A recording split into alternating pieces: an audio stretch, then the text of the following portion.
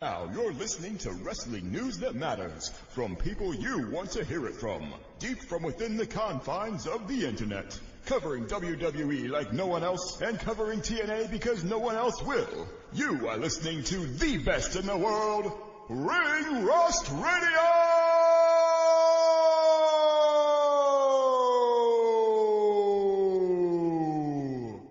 Brad Maddox.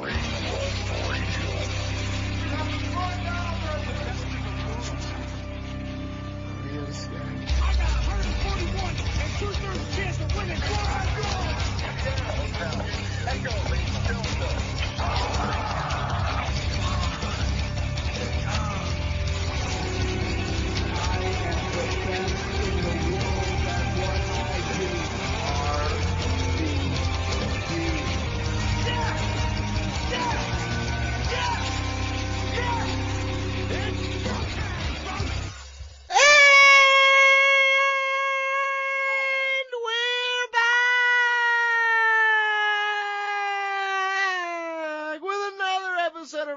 Radio, the best goddamn wrestling radio show on the internet, on Spreaker, in the whole goddamn universe. Fucking it up because I went so long, was out of breath.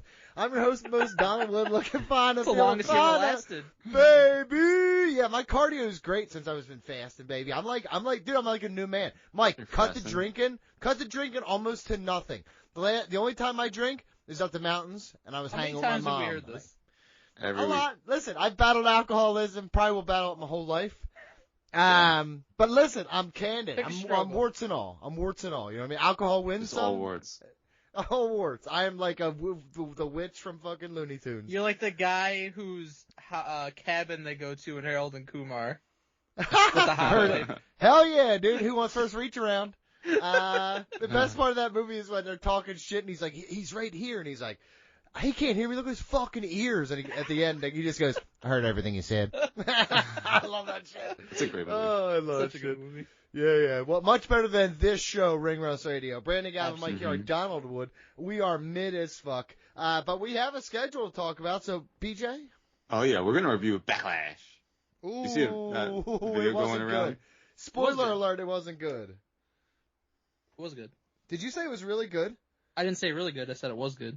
Because I got the listen, I'm going to be like you. Oh, the consensus online is that it was dog shit. You said you don't go online. Didn't advance anything. Oh. And no, I'm just saying, like, listen, I was on Raj.com. Believe every match actually advanced something, so that's not even accurate. That's fucking stupid. It didn't advance anything. Nothing happened. Really? Okay. Well, We'll save it. Speaking of nothing happening, we have Dirt Cheap Busters. Mike Carey brings us all the lies and rumors, tells you about the fucking dumb Mike Donnie. Did it suck? I'm going to skip it. No, it was awesome. It's going to be awesome. I'm not going to be there. I'm going to fucking leave on purpose. How about fantasy standings? How'd I do? Not winning. We didn't tally it. Really? Ask me who's winning. Yeah, we have fan email. Who's winning? You don't want to know, brother. Spoilers. We have fan email and so much more. This is the reason we forget Smarks is because you won't add it here, and then I don't reference it. No. Nobody forgets Smarks except you. Add it here. This is where it's supposed to be added, so I mentally remember it. Afterwards. The last time you forgot Smarks, and I was like, and you were like, all right, I'm gonna get off the phone and go do a draft, and I'm like, we didn't do Smarks. No, I did get off the phone. I left, and I came back, and you're like, yo, dickhead. I'm like, what? Okay. Unbelievable. You actually put an effort for once. Gathered? Well, not really. You just fucking took what people sent to you. No, I wrangled them. They're the cattle, and I wrangled them. And you couldn't even be bothered to want to do it. Then I ran them through random.org. Come on, don't minimize me, dude. I'm an editor now, dude. I'm taking all the credit for your hard work, huh? Mike Chiari? Guys, find us anywhere you get podcasts. Interact with us on Twitter at Ring Rust Radio. If you want to email us, be part of the show, send to ringrustradio@gmail.com. Also, buy our merchandise at prowrestlingtees.com/ringrustradio. So many great t-shirt designs, including Cut Your Dick! Oof. All the ones up there, really. We have like hundreds now. Yeah. And you choose to sell the same exact one every week. It's mid as fuck, dude. Yeah, no wonder why we don't sell anything. It's like the Big Mac. It's our signature thing on our menu. No, it's not like the Big Mac. It's exactly do like that. a Big Mac. Don't do that. That's the fucking worst, dude. Go ahead. Support us at patreon.com/ringrustradio, where you can hear ad-free episodes, sign for fantasy drafts and brackets, make us watch wrestling-related movies and pay-per-views, and so much more. Also, check out Ring Rust Radio on YouTube for updated clips in Triple R Gaming. Donnie, BG, and fans of the show have been playing different games like Schedule 1, Rocket League, Midnight Murder Club each week and posting early access on patreon.com/ringrustradio well before it hits YouTube. If you're interested in joining a session, email ringrustradio@gmail.com. Yeah, we're having a lot of fun over there. Everybody's having a great time. BJ, confirm? Confirm. Okay, I will say this. That was a ringing endorsement. Thank you. I don't often send anyone to YouTube Ring Rust Radio Gaming with any positive intention, but I promise you, if you go watch our Void Crew, VOID Crew video, you will laugh, you will have fun. It doesn't matter the game. When you get us dumb motherfuckers together, we have a really good time, and it comes across in that video probably as one of our better ones. And that game was fucking mid, dude. And we had a great time. Mike, I jumped through space to land on a fucking derelict satellite. Can you believe it? It was fucking great. Then we exploded. What game is that? It's called Void Crew. Okay. Yeah, it's mid as fuck. The game, we'll probably never ever play it again. But for 30 minutes, we made this fucking game a classic. Disclaim a classic. I can't speak worth a shit. I better smoke more weed. Let's move on to WWE so I can smoke. We're gonna put this all in order. From LW to Dark, we about to have a discussion about the one true sport. Who's selling the finish? Does this make sense in the art? Tell me who botched, who rocked, who's cashing in on the marks. These takes are uncut, man, they're pure and they're raw. Blow up like dynamite, have you smacked down on the floor. On a collision course with the number one source. Now let's head back to the ring for the latest report. Ring Rust. Alright guys, time to talk WWE and more importantly this week AEW. It is. Mike, you can say what you want, but it's just a better show. It's a better product overall right now. It's more consistent. The storylines are better. The character development is better. The things that I like in wrestling are better in AEW. I'm just telling the truth, man. Gotcha. You had your WrestleMania fun. It was mid. Backlash sucked. Being honest, what a waste of my fucking time. I could have not watched it and been exactly the way the place I was, except for them shoehorning Jeff Cobb in somewhere he didn't belong. Really, you can say that about literally any wrestling show. You could not watch it and be the same in your life as you were before. No, in terms of storyline progression, in terms of where it was before. Like, if I had just missed that event, but I kept watching the programming, I wouldn't have missed anything. I mean, you can say that about any show in WWE because they recap what happened. That's not true. Backlash was Halloween 3. Okay? Completely unnecessary, meant nothing to the story, and was just there for fucking namesake. That's all it was. So it was a money any grab. event where there isn't a title change, this is what you do. No. Yes, it is. 100%. No, you've advanced the storyline. How did you advance it? Where? Show it to me when we go through it, because I don't see it. I will, easily. Just like your point, Sabu died, and that's terribly sad. 60 years old. He was in his retirement match just a month ago, WrestleMania weekend. Yeah, that's fucking crazy. Crazy. Joey, did you watch the match against Joey Janela? I saw the clips. Did not watch it, but I saw a lot of the discourse coming out of it. I saw the match. It was some brutal stuff. The spot on the cement, very brutal. That was crazy. Yeah, looking back now, he died pretty soon after that. I saw him land fucking head first into some barbed wire. Yeah, it was definitely part of it. Yeah. I'll speak about Sabu for just a hot moment, if you don't mind, as an ECW fan. More so as a fan, because before I really knew Sabu as an ECW guy, he was introduced to me as the Frontier guy, right? So here's the tapes of this guy in Japan. Terry Funk, Onita, Sabu. And you're like, holy shit, okay, this guy's fucking cool as shit. I thought Taz was the best. I thought Taz was the coolest in ECW. The Tasmaniac? Right, dude, well, no. Once he became, he came in as the Tasmaniac, and then once he became stand in the corner, arms crossed, I'm waiting to fucking kill you, then suplex the shit out of you to death. When they brought in Sabu, he had this, like, he was on, like, a gurney thing, and he had the Hannibal Lecter fucking mask the on, straight right? jacket thing. Yep. Man, it was such an aura. And, again, when I think of wrestling... Didn't you yell at me for saying aura last week, by the way? Yeah, well, I mean, like... Gotcha. Okay, bitch. Go ahead. Well, no. Well, you say aura in a new way, but I say aura in, like, Frank Sinatra type way. You know, 50s everlasting. Yes, the Frank Sinatra aura, got it. Yes, exactly. He's got an aura. Are you saying Frank Sinatra doesn't have an aura? I'm not saying that. So Sabu... To me, Sabu was a great he wasn't the only representation. There was a bunch of representation for ECW for me, but that style of wrestling, to me, the setting the chair up, the jumping off the chair onto the ropes, and the backflip, right? Oh, yeah. The Asaye moonsault. Man, it was always fucking up. That dude fucked up more than anybody I ever saw in my life. And it worked. Yep. Yo, it always worked. I will never, ever forget. He did a moonsault. Yep.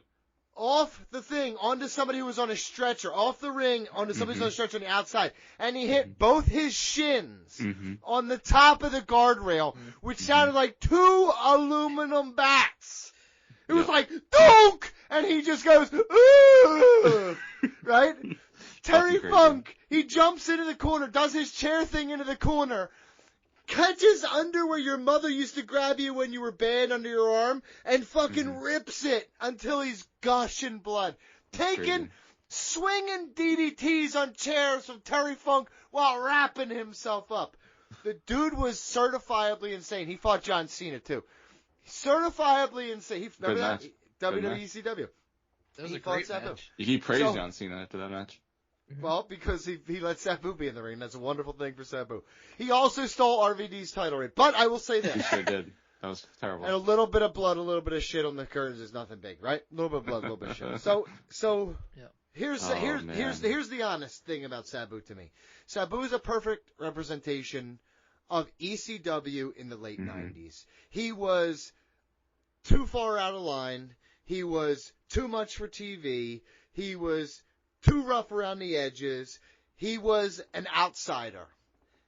And so was ECW. And he was that style, and he was perfect for it. He understood everything that there was to know about that crowd and how to work them. And how to just, you give your body and you will live for fucking ever. Like I said, Sabu has died, but Sabu will never die because his name will live on as wrestling fans. CM Punk out there referencing everybody. When you see something like that, you're like, oh, he never really made it and in a top company, right? That's what people I've seen say over the last couple of fucking days. Guess what? Every person you love loved him. Every star that you respect in this business was like, damn, he played a big part in kind of like what we do today. So there's a lot of hat tipping going after someone like this. And for us, 60 years old, that's he's a little younger than my father. Like, I grew up watching this dude on tapes and then channel 16 at like 2 a.m. and shit. This is part of our childhood. If you liked wrestling in the 90s, Sabu was part of it. And this is, honestly, him of all people, in a way, surprised he lasted this long. Happy he did. Sad that he's gone. But poetically, just weeks after his last match, I'm almost okay with this. You know what I mean? I feel like it's good closure. It's probably, if you gave him the choice on how to go out, getting to have that last match, I'm sure would have been part of it. Yeah, hell yeah. You made some good points, Donnie. Absolutely. And one of them is, he's not the name value from that time period of wrestling, like the household name, like the Stone Cold or the Rock or the Undertaker or whatever. But you can argue he's as influential as almost anyone from that time period because he introduced and popularized a type of wrestling that wasn't really seen in North America until then. His style of wrestling, like when you think of ECW in the style of wrestling that it brought, he's who you think of. There's a few guys that are just synonymous with ECW and what it was, and he's one of them. And there are many wrestlers who have talked about how much he influenced them. How, like Sami Zayn, you wouldn't think Sami Zayn's a big Sabu guy, but he is. He was waxing poetic about what he did. So the influence he had on wrestling, that hardcore style, that risk-taking style, that has become commonplace in wrestling now. If it wasn't for him, maybe we don't get there in the way that we did.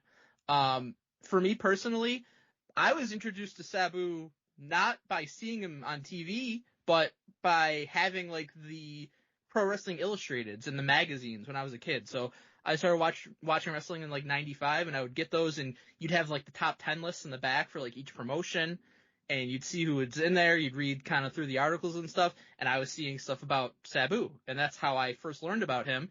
And then he shows up in WWF in 97 as part of the invasion angle with ECW, jumping off the fucking Raw letters in the entranceway. One of the most iconic moments in Raw history.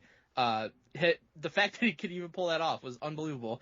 And then, a little after that is when I started being able to watch ECW. I probably got into ECW around like 98, and started seeing some of the pay-per-views and stuff on the Scrambler box.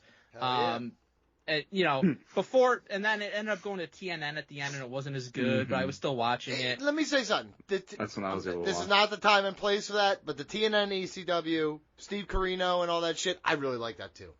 There's a time and a place for it too. It's not the 97 It was still fun, ECW. but it wasn't as... That was like the Just Incredible era, right? Yes. Well, I mean, Just like Incredible was also Raven like 99 returned from WCW in that era. Well, and Steve Corino and Dusty did their thing there. That was Rhino, right? Yeah. Yeah, It was Rhino good. there. It wasn't as good, but regardless, Sabu, a trailblazer in pro wrestling. Oh, Again, doesn't have the name recognition. If people are gonna name their fucking 10, 20, 30, 50 best wrestlers of all time, maybe a lot of time they're not gonna mention Sabu, but people who know wrestling, people who've been fans of wrestling since that time period, they understand what he meant to the evolution of the business. Evolution? BJ? Evolution. Man, that's sad. So sad. For 60 years old, like I said, that's so young. But growing up, I was a little late to wrestling than you guys, so, early 2000s, late 99. Hold on a minute. You said you started in 94. I said that was when I first watched Remember wrestling. Undertaker? Yeah, Remember that? I remember. But that's not when I really became a fan. I don't think you do remember, if I'm honest. WrestleMania 2000 video game. That's when I became a fan. Hooked, die hard. That's why I'm here today. And then immediately going on like message boards and wanting to learn all about wrestling, and you hear about You became hold on real quick. You became unbearable so quickly. Absolutely. You I'm went. all You about the saw. message You board. played the NoDQ.com, wrestling video baby. game, and then hit a message board. Oh Absolutely. my god! Became an That's instant all about- smark. Absolutely. He's like, Mom, you'll Instantly. never believe it. Oh, we'll get to that. We will get to that. But reading and hearing about Sabu, and I was like, so you say aura die, there was a mystique around That's Sabu. a great word. Yeah. That's a Yep, good word. and I was like, holy shit, I gotta fucking see what this guy is all about. Cause you just hear like the most hardcore shit in the deathmatch, like all the chair spots and the moonsaults. He had the gear was just so cool. Everything about Sabu was so cool, and in that era was everything that you were looking for from that hardcore element. Like I said, introducing it to so many people, and just no fear whatsoever. Did not give a fuck about his body. Didn't give a fuck about anyone else's body. I mean, the clip of Benoit dropping him on his head, breaking his neck, I was just like, that's lived in my memory for decades. It's fucking And crazy. his body. The crazy part is his body was so covered in scars. Right. And that it's you so- couldn't hide it. You know what I And mean? that Like he was the was. thing. You didn't fuck with him. And that was the thing. It added so much to, like, you do not want to fuck with this guy. And I remember getting the Deep Impact ECW compilation DVD, Donnie, and Terry Funk and Sabu barbed wire match. Yeah. And I sat there and I watched this, and immediately that day at dinner, I said to my parents, you gotta watch this with me. And they're like, And they That's how fucking you sat- introduce them to wrestling right there. Yeah. And they sat Bad down job. and watched this whole match, and my parents like, this is what the fuck you're watching? I was like, hell yeah, this is what the fuck. I was like, how cool is this shit? And they're like, well, we're good, as his fucking bicep is torn apart. That was Tricep. It was in fucking sane, that match. I love that match so much. And Sabu, that is just, it is what Sabu is all about. And if you like hardcore wrestling, there was very few better and more impactful than Sabu. And like you said, Donnie, even the botches, it just all fucking worked. Because every time he was even setting something up to do, I was like, well, are you going to fuck this up? Yes. Or Yes. are you going to nail this? And no matter what, I am going to be entertained. But that And that You was would can still do it again anyways. him- if you Yeah, fucking- but well, hold on, Being real quick. The suicidal, homicidal. I was like, holy, like, what a fucking name. So cool. And it fits perfectly because it, suicidal, okay, I'll fucking kill myself, whatever. Like, it just nothing mattered to Sabu. And the whole thing with his character, when I was like, watching, it's like, I don't think he cares about winning. I think he just wants to fucking hurt you. And, Yeah, honestly, yeah. And in wrestling, when it comes to that style of wrestling, that matters more because he's now the underdog. He was always the underdog in every match to me. And I was rooting for him to win, but even if he didn't win, I was like, you know what, you still fucking gave that guy hell. So Sabu, man, R.I.P. because he, like you said, Mike, one of the most influential people in fucking wrestling and never got his true credit for that, really. Because in that time, RVD was the most popular guy. Yeah. And he was more polished. He definitely, absolutely. And he's But doing a lot of the Sabu- same things, is far more polished, but Mhm. I mean, Hayabusa basically fucking ripped his Hayabusa fucking definitely did. attire. But RVD had more charisma through. Absolutely. He was a lot different. Sabu was I'll say a this, legitimate Sabu's killer. fucking charismatic as shit. He can't cut a promo, but he's charismatic. Well, no, but he was was like he the was marketable one with the good looks that could be your Yeah. top guy for any company, and Sabu was like the guy you keep fucking locked in the basement. He's He legitimate. was like He's a the guy That monster. you was so cool. Yo, He's the guy you send in when you need someone shit. I was killed. like, oh my god, it's so fucking cool. They just came so- up with the coolest shit for him. So his Could botches. you imagine real if Sabu would have been around in And- Lucha, like in his prime Oh in my Lucha god, Underground days? unbelievable! And like you said, when he was in WWE and facing John Cena, one night stand, like as someone who didn't get to watch him, was only watching matches back, I was like, this is the fucking coolest shit that Sabu was in WWE. If it didn't happen, nobody would believe that it happened. That match. Yeah, if there wasn't footage. So two things I got from what you said. Number one, the botches. The one thing that I loved about ECW was that was truly where like fans became part of the show, right? They would, and when he would fuck up, when the you fucked up stuff would happen, and then he would like just sit there, like put the chair on someone's face and just do a leg drop real quick, like he fucked it up, and he was like, he'd get frustrated and just do something real hard and be like, "Fuck you" to the crowd. That was part of the EC. He like really did more so than maybe anybody else from a wrestling perspective. Sandman had the song and Tommy Dreamer had the moments, but Sabu like in matches between you fucked up and like the holy shit moments, he was like a king. If you think another- ECW style, that's who I think of. So Over anybody else. So for me, I think that one part of him that's super underrated that also we just mentioned is he loved barbed wire all the time. There's something about every time that motherfucker's pants got ripped inside barbed wire. It was every time. It just it made it look so much more brutal. That it was like ripping his pants like off his Fucking fucking MC shredding Hammer them. pants. Yeah, it was just a And, huge I mean, part of who he was, man. I love it. dude, and even, honestly, like- super sad.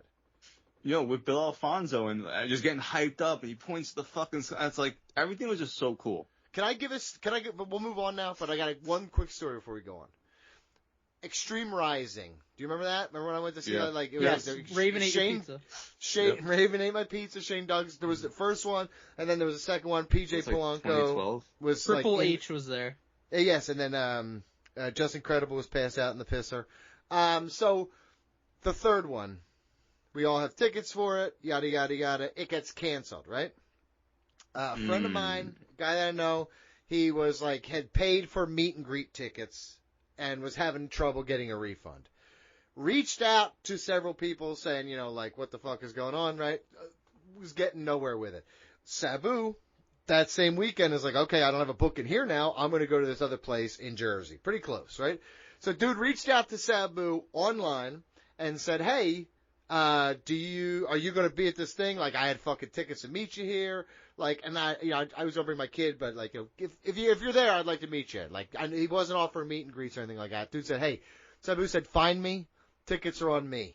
He fucking paid for his tickets, sat down, signed his shit, took the time, took care of him and shit like that. That's And then pretty cool. and then just went about fucking beating the shit out of himself in front of 80 people in New Jersey. Sabu's one of those guys where, like, depending on the day, you hear like different stories about how he was. Like either he's like the nicest guy in the world, or he's a fucking asshole, or he's coming down from something, and he's either on that's something or coming big down. Reason why? Yes. Yeah, and that's everybody. Everybody who's got the drug friend knows there's two versions.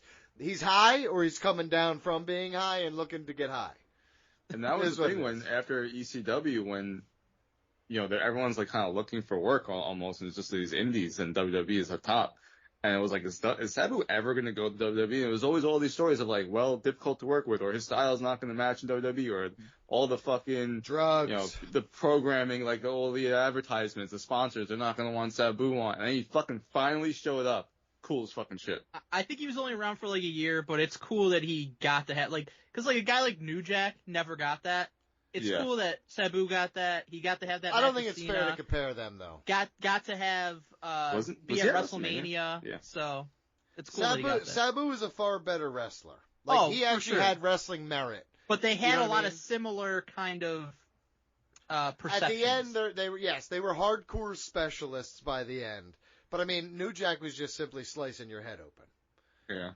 While the song blared in the background the whole time. Fucking never forget. All right, but yes, that's listen, Sab, and like I said, I think if you're a certain age. Well, I was gonna say, if you're a certain age, this really hits home because number one, the age is like the next generation above us, and this guy was part of most of our life. If you're in your 30s, 40s, 50s, like he was part of your wrestling experience during the most important time ever. So. He's a supporting character the best time in wrestling history. So, and that's sad. So, very sad. All right, well, Backlash also sad, but like in the Trump way where he goes sad. That's sad. 4 out of 10. Yeah. So let's do a match moment. Every politician does. Match moment overall grade. Are you a politician? Am I a politician? Act like one. No. I don't lie. Here's the problem. I don't lie enough. I'm too real for the streets. What? I'm too real for the streets. That's what I've been told. I'm just too real. People don't like it. People don't like when I just tell facts. They're like, oh, that's prejudice. And I was like, no, it's facts. Jacob Fatu wins, but he's like, hey, I got Jeff Cobb now. And I'm like, this don't make sense. Why does that not make sense? Why is Jeff Cobb helping Jacob Fatu? The strongest force in doing it at the order of Solo Sikoa. We haven't got the explanation yet. We're going to get on SmackDown. I don't think it's... I don't know if you know this, but sometimes there's a stable and they introduce a new member. Yeah, sure. And then they explain it. I see it over here. I see it over here with like Seth Rollins at the same moment. I just want to say really quick. I don't think you can have your opinions on what you didn't like about the show. Sure. It's legit fucking stupid to cry about Jeff Cobb showing up to help Jacob Fatu. I don't think it makes a lot of sense. We all love fucking Jeff Cobb, and we should be hyped that he's there. I am very hyped that he's on a television program that I can watch on a regular basis. I love Jeff Cobb. The problem for me is I don't think this storyline makes sense as an introductory storyline. Why? Here's a good example. I like Becky Lynch. She's one of my favorite goyles in wrestling history. Wow. I think her current storyline sucks ass. So Jeff Cobb, love him. He's incredible. Can't wait to see the fucking tour of the islands.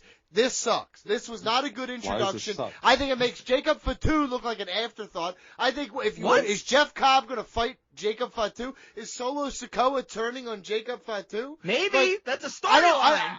I don't want any of this. You took the bloodline and you fucking neutered them. You took Jacob Fatu, who was portrayed as one of the strongest characters in the fucking world, fighting against Roman Reigns and shit, put him in the secondary title feud, and none of this feels that important. That's my problem. They're actually reviving the bloodline, if anything, by introducing Jeff Cobb into this. Because it went from basically dead He's to from Hawaii breathing or Fiji some new or life something. into this. First of all, this match was fucking awesome. To me, it was the best match of the night. Bad use of Drew McIntyre, too. This is fucking... He's so far... Jacob Fatu and Drew McIntyre are so far above this. All four of them were great in this match. Really enjoyed it. And the Jeff Cobb thing was great. We've loved Jeff Cobb for a very long time. Matunza, the monster. Matunza, he ate a guy. They would feed him multiple guys. Yeah. One of the fucking greatest characters of all time. And Jeff Cobb was the one that made it work, and he was fucking great. And he shows up, beats up LA Knight, we don't know what's going on here. Like, he did it at the behest of Solo Sikoa. Jacob Fatu, he takes advantage, he wins. He's not sure what's going on here, and it's a very intriguing story moving forward. Did Solo go behind Jacob Fatu's back to do this? Did he bring in Jeff Cobb so that he can kind of cast Jacob Fatu aside and take back over the group? We don't know, but we're going to get that explanation, and to me that's very interesting because we love Jacob Fatu. We love Jeff Cobb. I know at least BG and I really like Solo Sikoa, so I think it's an interesting story. They have deserved better for longer, so I'm glad that there's something happening. I just think shoehorning Jeff Cobb here is not the answer. BJ? I don't think it's shoehorning. I'm enjoying the Solo Jacob storyline. I forget if it was last week, Mike, on SmackDown, or if it was 2 weeks ago, but Solo was backstage with fucking Nick Aldis. Yep. And he was trying to like set something. He was like, "Oh, this isn't fair." And I think that's when he made the Fatal 4-Way. And Solo was just like, you're really fucking messing up you're really screwing with Solo, or with Jacob. And Nick was like, no, you're doing that. Mm-hmm. You're the one screwing with Jacob Fatu. Right. So basically, Solo Sikoa was I like that. So. Yeah. Solo was like, oh, it should be a singles match against Drew because Drew won the number one contender. He's like, oh, you're right, Drew did win, so I'm going to make it a Fatal 4-Way. That's what and it was. He basically right. And so, fucked over Jacob Fatu. So I really enjoyed that. And so to me, Solo was saying, like, I need to rebuild my stable and reaffirm my authority here. I'm going to bring Jeff Cobb in. We're going to make sure Jacob Fatu retains the championship. It wasn't to undermine, it was to try to make sure Jacob wins when the odds are stacked against you, when I did that. So I think there's a lot of... See, Stoney wouldn't understand storytelling like that. To me, that was like the best thing on the show, so I don't know how you could complain about it. It's bizarre. I just showed you how you could for about 10 You minutes. did. Okay. I still don't know how or why, but it happened. And to me, Donnie, like, you want Jacob Fatu, you're saying he's above all this. Well, that's the way that you get him out of underneath Solo's little control. And Jeff Cobb then is going after Jacob Fatu in the championship, and then you have Jacob Fatu on his own. Like, we actually do want him on his own because he is great, and he can be on his own. He has all the charisma, the skills, and everything to do that. And for him to eventually lose the championship, if he gets screwed by Solo against Jeff Cobb, and then Jacob Fatu goes, and does something else, that's the way to do it. It would be awesome to me if because Bronson Reed worked with them. He was in War Games. If when he's healthy, bring him back in. So now you got Solo with Bronson Reed and Jeff Cobb and Jacob Fatu going against that. That'd be cool. That'd be pretty sick. I do like stables. Mm-hmm. Doesn't sound like it. And big meaty men, which all of them are. Yeah. You're right. No. They're gonna slap meat so hard. Do you see Big E fighting for women's stuff? He's a good man, Big E. Honestly, he might be one of the last engagement. Ones, you know what I mean? Unbelievable. I don't know. He's engaged? Yeah. To who? To Mia Yim's sister. Oh, wow. He's to locking it Mitchin's down. sister. It's bitching with Mitchin, dude. Lyra Valkyria beat Becky Lynch by pinfall. Surprising. I'm going to jump in here. Yeah. I'm going to jump in here and say these words right now, and just follow along with me and give me this platform. Uh-oh. I like Lyra's wrestling ability, and I like Becky Lynch as a character, as a wrestler, the whole thing. This was a little subpar to me. Not great. Felt like a good television type main event. Felt like it went a little long. It definitely went long. Yeah, it was long. Way long. I hated the ending. So, I mean, like, it's not bad.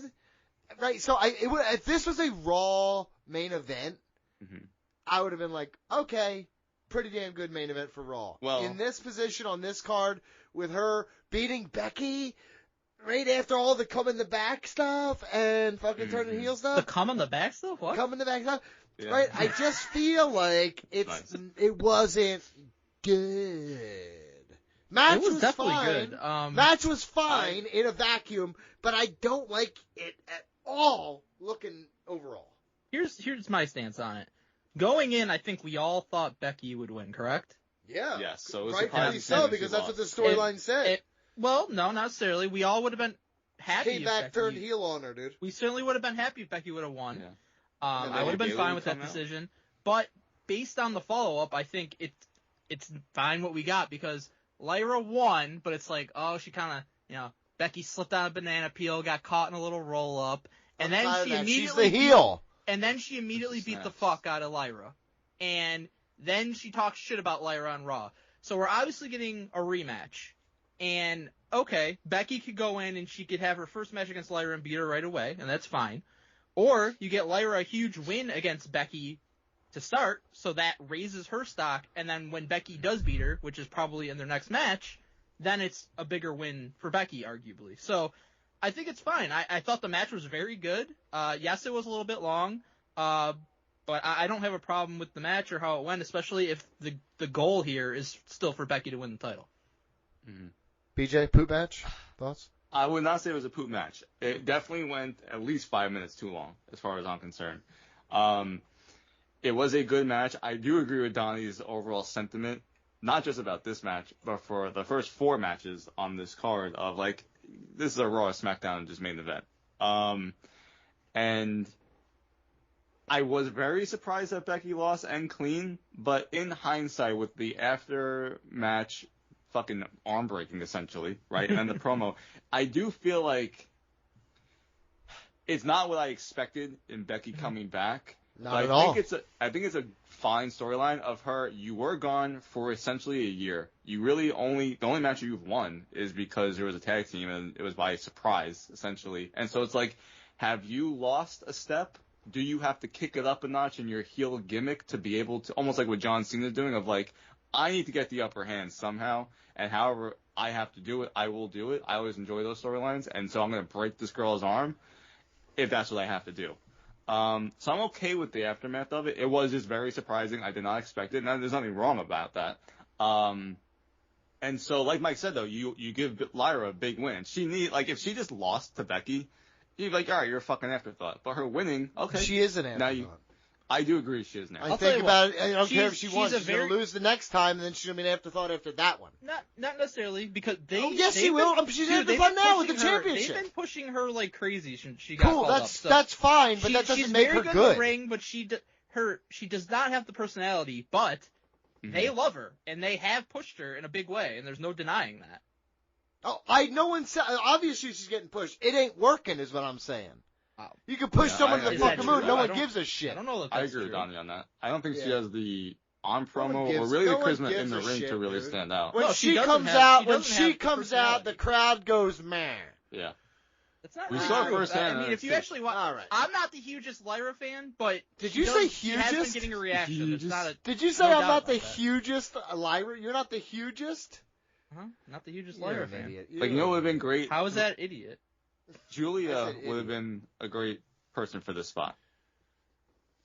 Anyone with personality or charisma. Being in Lyra's spot? Or Steph. Yeah. Like, you had someone like that, like Julia or Stephanie McCool. Right. They would be able to really benefit from this type of spot. Lyra she's just kind of there. Dominic Mysterio defeated Penta.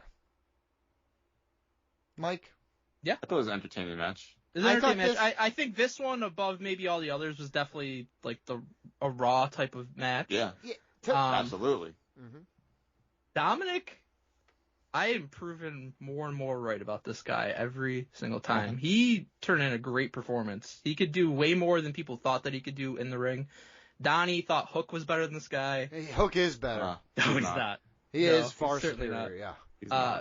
Fun match, and I like El Grande Americano getting involved. And again, another thing that is built out of a match that was on this card. We're getting El Grande Americano against Penta coming out of this, which will be awesome. So, and I love that we're still doing the thing. He faced Chad Gable on Raw, and while El Grande Americano was out on excursion in Mexico, that's why he couldn't be there on Raw. But Chad Gable was there to pick up the slack and face Penta. And Gable against Penta has been fucking awesome the 2 times we've gotten it. So, while I agree with I'm really enjoying the pieces here, the match was just whatever. And I'm not in love with you handing Penta losses in any form or fashion at this point. Well, I mean, he was screwed. By getting cheated? I understand.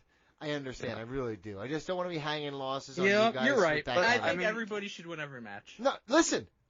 New That's guys how you talk, coming though. in. It is. No. It's not. Yeah. Because new guys or returning people should be booked strong as they come in. That's my thought process. For months he was. Fenn's been here since January 6th, and he's won a lot of matches. Yeah. It really was January 6th? He was, and he, yes, Yeah. and he was the Iron It was Man on in the Netflix. Rumble. I've had an erection since. I get Yikes. it. But Dom, Does that mean I like thought- when your My erection dick goes is. inward? No, it always does for me. You don't have an innie? You don't have an innie? This was an entertaining match. There's was- a ton it of was- interference. it was absolutely definitely a Raw main event. This whole card felt like a Raw main Maybe event, except this. for the I main won't. event. Yeah, I won't even say this. This was Dom. 9:00 on Raw. Yeah, Dom was definitely a lot better than I thought he was. I mean, he did a fucking suicide dive that then went right into a DDT. Yeah, that was and I nice. was like, and it was fucking clean. I was like, holy Mhm. shit, that was awesome. And I He's saw very- the replay. He's very Um, good at what he does. He's no hook, but he's pretty good. No. And to me, like, he just won the championship. Everyone was so about him at WrestleMania win the championship that you just took it off for him just to put it on Penta.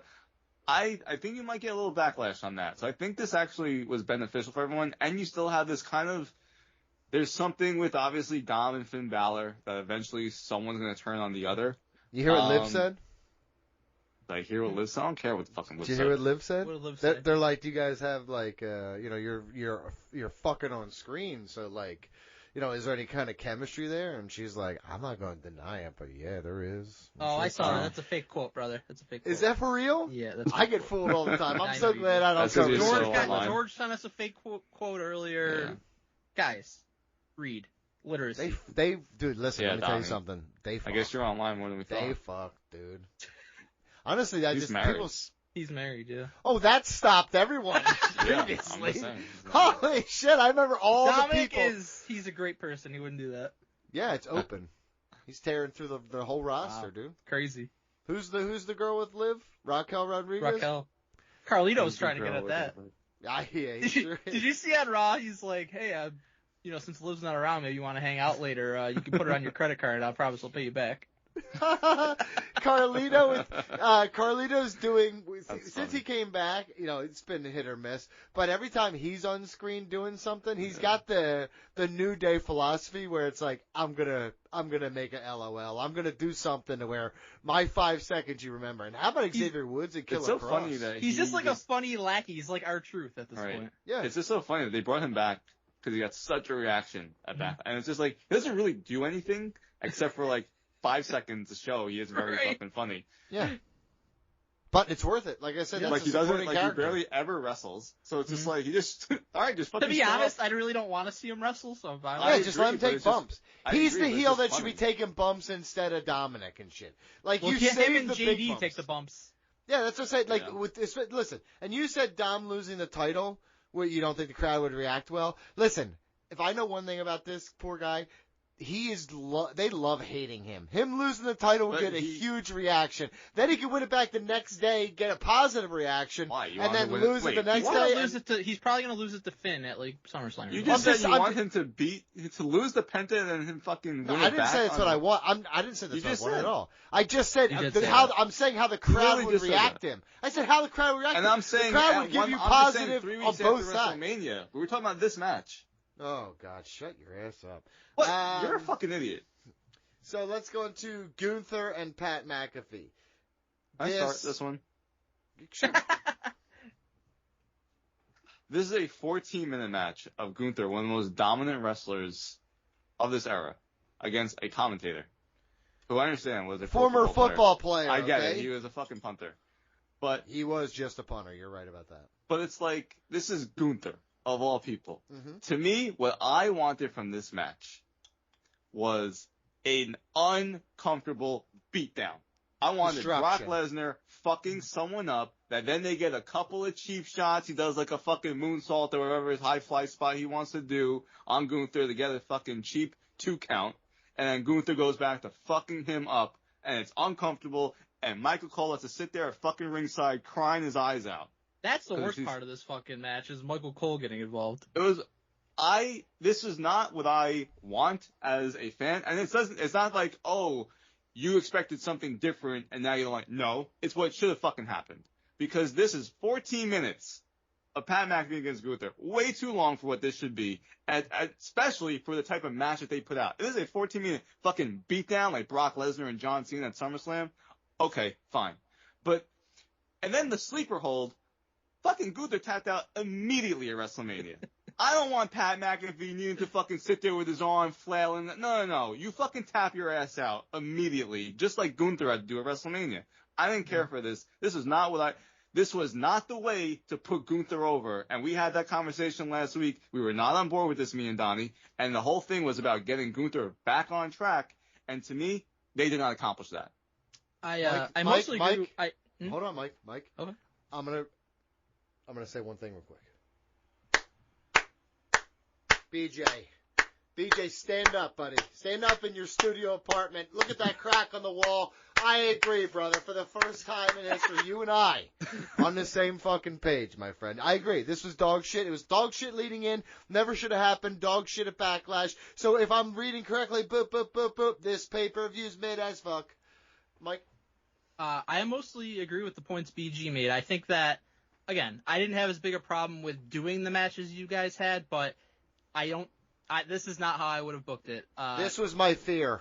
Gunther definitely did get the bulk of the offense. It wasn't a pure squash. He got the bulk of the offense, but my problem goes to what BG said with like the sleeper. So like it's like their goal more above all else was like making Pat McAfee look like this fucking resilient, awesome guy. And my thought is like, what's the point of that? Because unless you have bigger plans for him wrestling more, but I don't feel like they do.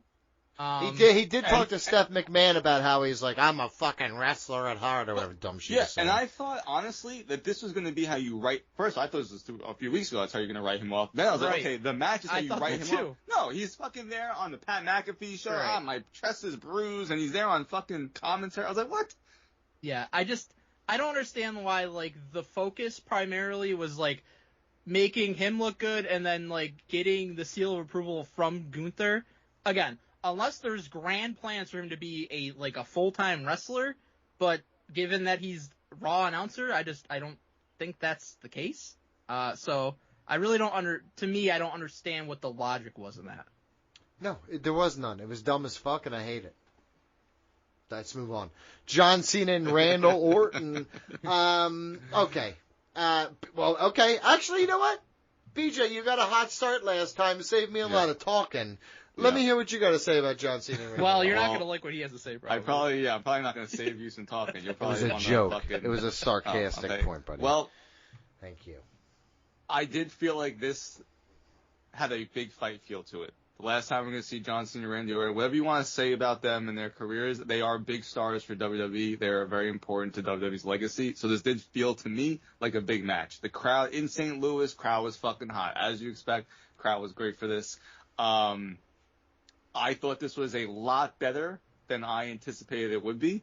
Now, I did think it was going to be a good match, but this was a lot better than I thought it would be. I enjoyed the stuff around the ring. Probably my favorite moment of this whole show, outside of Jeff Cobb debuting, because we love Jeff Cobb, was Randy Orton giving everybody an RKO. I love that spot so much. It was very fun, and it's typical Randy Orton. He gets screwed over. I did wish it was a little more, same thing with WrestleMania. I wish John Cena is doing more heel shit to beat some of these top guys. But I thought the finish was good. And this match was a lot better than I thought it would be. This is my favorite match of the night. I mean, it's also my favorite match of the night, but there wasn't really much to compare to. Maybe the first match, but sure, but I don't know. Okay, this match was long, but I felt like it was long. I felt like at times it really started to drag, right? Yeah, but they had moments and spots planned, and they went through history and nostalgia. Like, there's references. I actually do kind of agree with you. It was a big fight feel. Mm-hmm. I've seen Cena and Orton a million times. The match itself was mid-card fucking mafia, but that's not what this was about. Yeah. This was about the fucking, these two guys, you're right, the history, what they mean to each other, and the history of the business, and their company in particular. And then, bullshit, Cena wins. We know it. Of course. I mean, to me, this was Cena's best match in years. I enjoyed, for once, Michael Cole doing a good job of being like, hey, these two started in like fucking 2001, 2002, going up against each other. Brian Pillman Invitational. Yeah, I was like, I can't I was like, believe thank he you mentioned for- 2002 and you referenced it. I'm so stunned by that. Yeah. I love this match. I thought it was great. It was leaps and bounds better than Cena and Cody at WrestleMania. Not even a comparison. I actually agree with that. I'm not going to say it Absolutely. was leaps and bounds better, but I will No, say it really was. it was better. I mean, Randy This Orton's was- leaps and bounds better than Cody, so it's to be expected. Well, Cody was being a little disgruntled little bitch. He was losing. This to me was anything I could have wanted out of this match. Like, I'm not expecting a fucking 5-star spot fest out of John Cena and Randy Orton at damn near 50 years old at this point. I got what I needed out of this, and the atmosphere was what it needed to be and what we hoped it would be, with the crowd just going crazy for Randy when he came out and then booing Cena, and you have that different dynamic that we've never had before between them. And yes, it was an overbooked mess, but it worked for what this was. Like, there wasn't like the logic gaps like in the WrestleMania match where like fucking he was gonna allow Travis Scott to just punch Cody right in front of the ref. You know what we did in this match? We made sure the ref was fucking dead because he smashed his head into the stairs. We did a remember when it was Backlash or WrestleMania Rewind or whatever it was? WrestleMania Backlash. Like, this was like WrestleMania Rewind. We're like, remember we did? It's kind of fucked up. We're gonna do a little better here. Check it out. Yeah.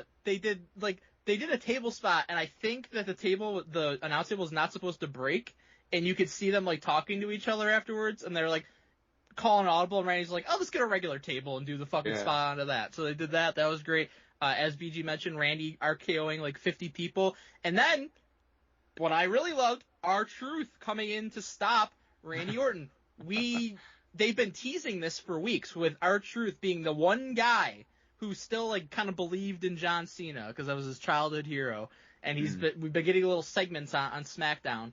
And he comes in, stops Randy Orton. Cena capitalizes that, uses it to beat Randy and retain the title. And then in the press conference, we get R-Truth coming out and Cena telling him, basically that, don't fuck with my shit. And he AAs him through the table. And now we're going to get John Cena against R-Truth, which is a very fun match. Like, I'm sure there's going to be people that cry about it because R-Truth is 50 years old or whatever, but I thought everybody loved R-Truth. I thought people wanted different people to be involved in big matches, and there's no doubt there's a ton of history between John Cena and R-Truth, because even while John Cena's been gone for years, R-Truth has been keeping up this whole thing about John Cena being his childhood hero. So that to me is a very fun one-off to do on the John Cena retirement tour. Listen, you have to remember on a retirement tour, listen, Mike, you go see, Three Doors Down guy. Did you hear that?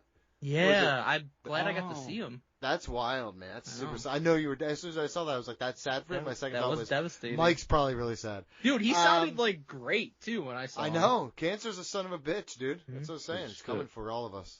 Damn. Not to be grim or anything.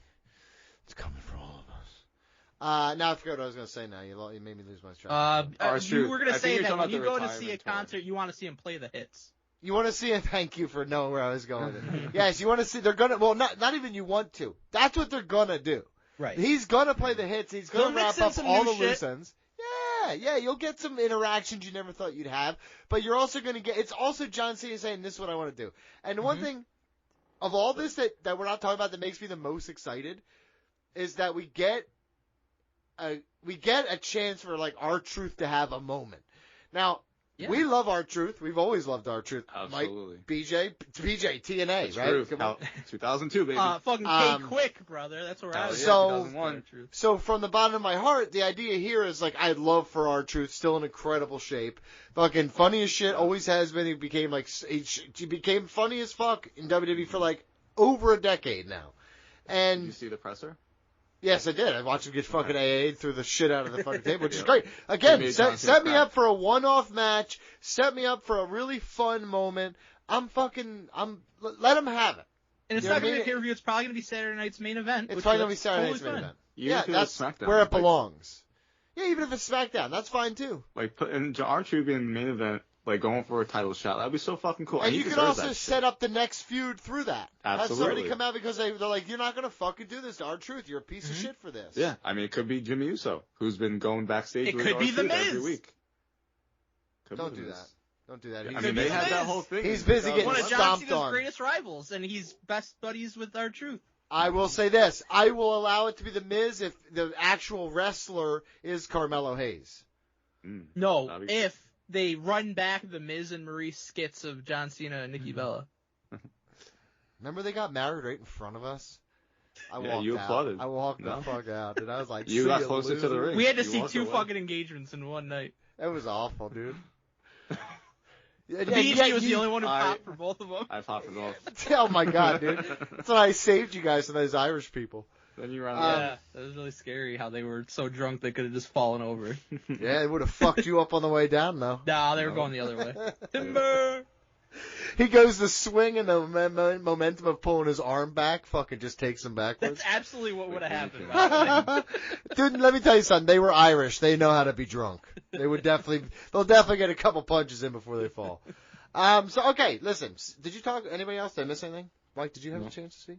Yeah, I did.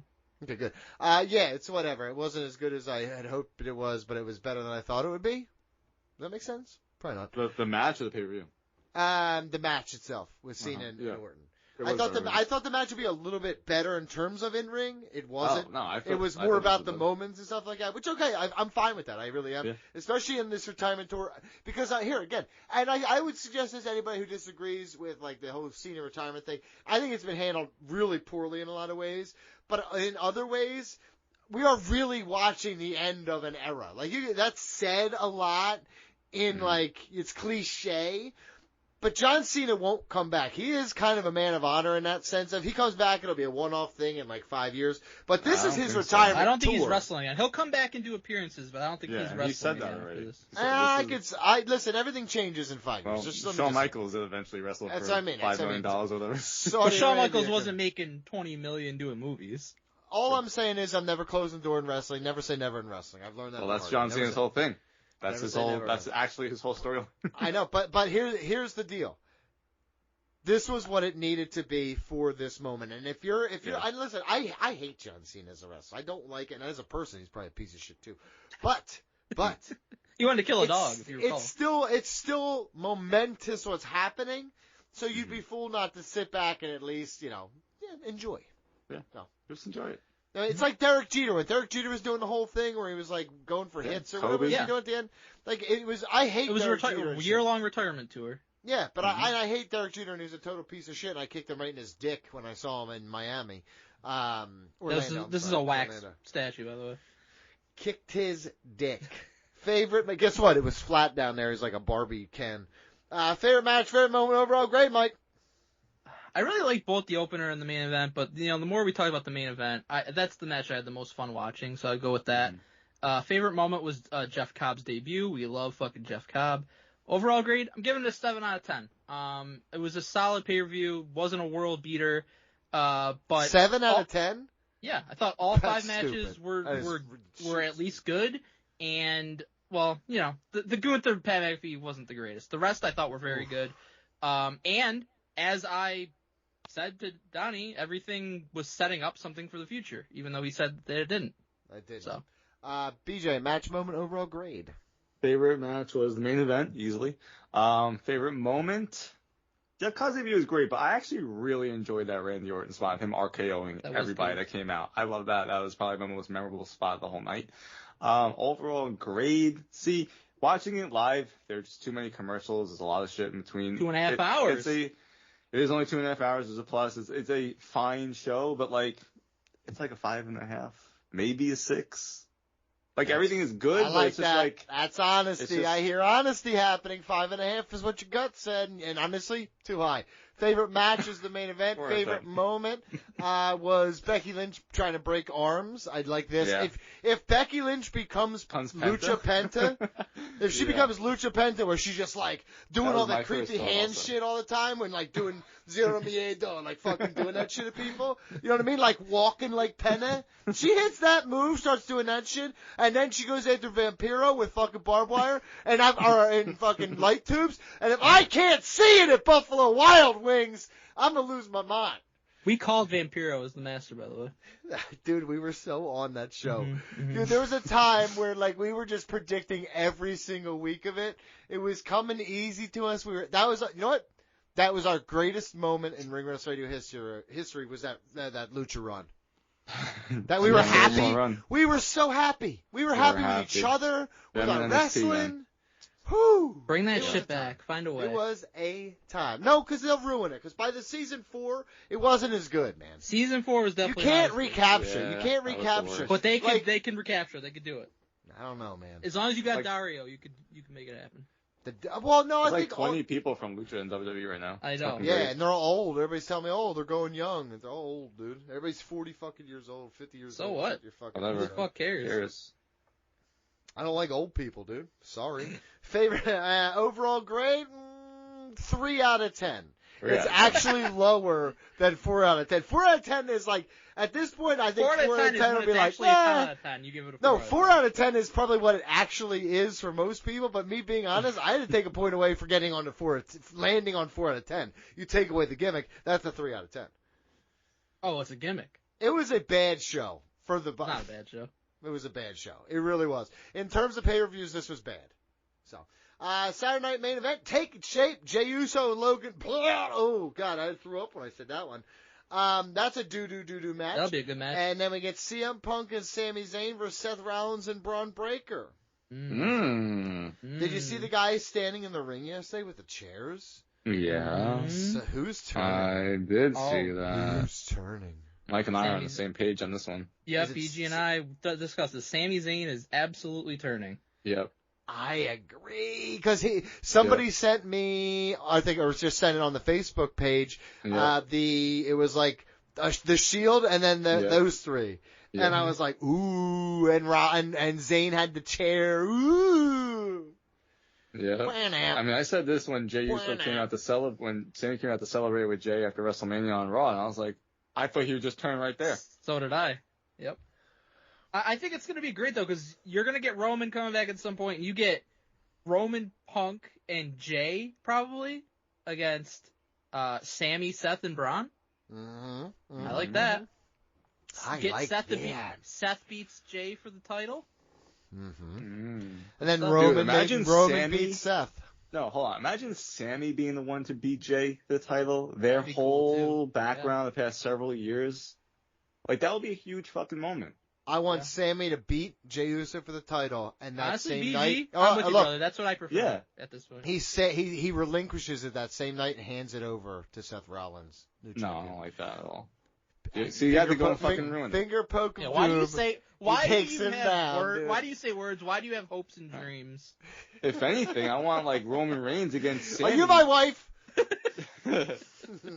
I want Roman Reigns as a face against Sami Zayn as a heel. We saw it at fucking Montreal a few years ago. Elimination Chamber is fucking amazing.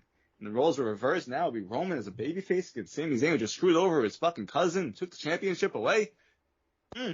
Opens up a lot of possibilities. Hell yeah. Yeah, listen. See what was happening with Jacob Fatu and Solo over here? You're like, that's a story. Yeah, that is a story. Yeah, that's a storyline. That is Hold on. this story. Yeah, that is this storyline. It's like diet. It has Hold nothing on. to do with this story. You know what I We're mean? being I'm just honest saying, with like that's ourselves. diet version of this. Oh no, if we're being honest with ourselves, it makes no fucking sense that Sammy would join Seth and Braun after what they just did to him a few weeks ago. But we're gonna just He's seen fucking the light. forget that. So you thought I wouldn't Exactly. take a cement pillar to the fucking dome for Just my took spears friends? from Braun Breaker for no reason. We had you fooled. Right. That was still, looking back now, that was the great, you know what, I take it back. The greatest time That in was Ring the Rust moment. Radio history That was TNA TNA moments. I can't believe I was watching that shit every Going week. through the whorehouse with Ken Anderson, all of it, That dude. was All wild. of it, dude.